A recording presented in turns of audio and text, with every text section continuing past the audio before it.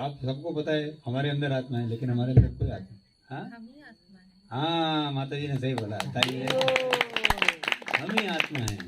देखिए, कोई गाड़ी का चालक हो, हाँ, अभी गाड़ी चला रहा है, वो बोले मेरे अंदर ड्राइवर बैठा है, हाँ? सही बोल रहा है क्या? अरे वो ड्राइवर कैसे बोल सकते मेरे अंदर ड्राइवर? गाड़ी अगर है, गाड़ी बोल सकती है कि मेरे अंदर ड्राइवर बैठा है।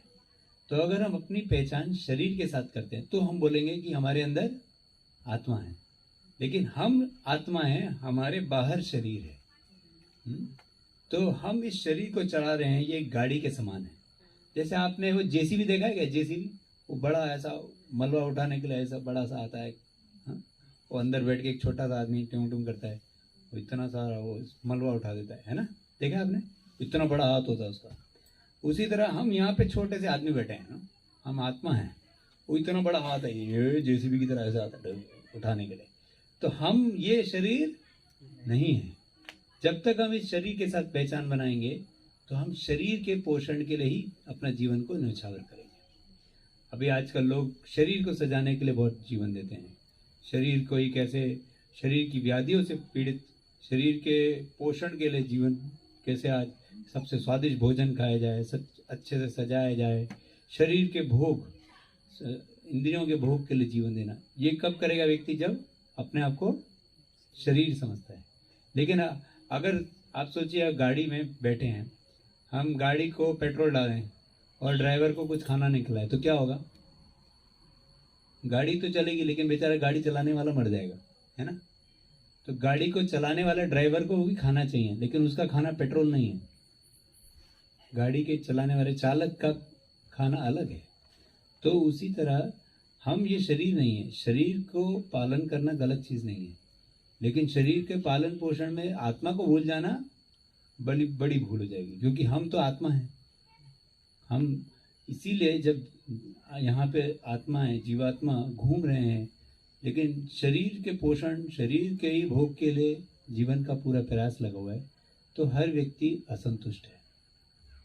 फिर व्यक्ति और कुछ उपाय ढूंढता है कि शायद मैंने किसी तरह ढूंढा नहीं रास्ता, इस तरह थोड़ा भोग करेंगे तो शायद मेरे को मिल जाएगा, एक और वस्तु मिलनी चाहिए। भारतीय संस्कृति के हिसाब से भोग करने को नहीं, अभी पाश्चात्य देश के हिसाब से भोग करेंगे। वहाँ की पाश्चात्य पद्धति में भोग के और साधन प्रकट किए गए हैं। डिस्को में जाके नाचेंगे, और बहुत सारे तरीके के अनेक अनेक गलत गलत चीजें भी चल रही हैं, धूम्रपान, ड्रग्स, शराब वगैरह सब। आजकल की युवा पीढ़ी बड़ी परेशान है, वो सब के अंदर भी पड़े हैं, लेकिन उसके बाद भी जीवात्मा परेशान है। इतना परेशान क्यों? क्योंकि उन्होंने शरीर को ही सब महत्व दे दिया है। जब श्रील प्रभुपाद जी पाश्चात्य देश गए तो जो भ्रमित युवा पीढ़ी थी वो खुदकुशी करने में लगी हुई थी। आजकल हर कॉलेज के अंदर खुदकुशी हो रहा है हमारे, वो खुशी नहीं है, बेचारा बेचारा परेशान है वो। तो उन्होंने देखा कि बड़ी बड़ी स्काईस्क्रेपर बिल्डिंग है, बहुत गगनचुंबी इमारतें बना रखी हैं, लेकिन उसके ऊपर से कूद के आदमी आत्महत्या कर रहा है।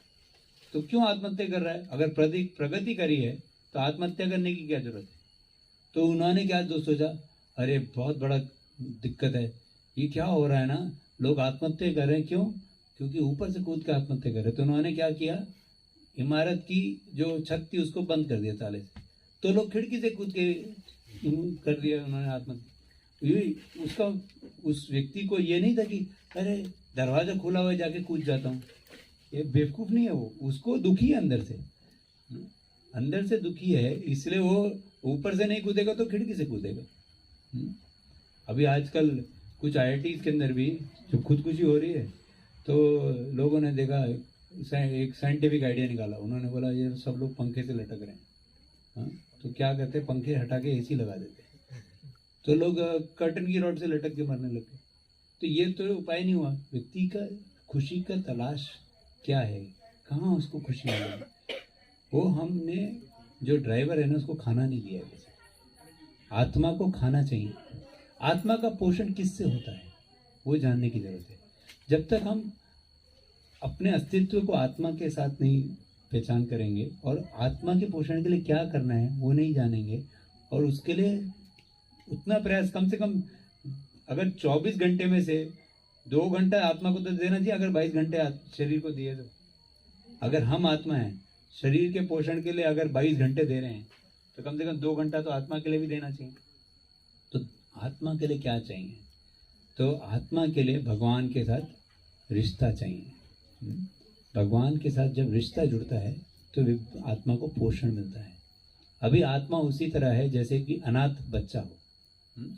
जैसे एक बच्चा बड़े रईस पिताजी का बेटा हो, लेकिन वो मेले में खो गया।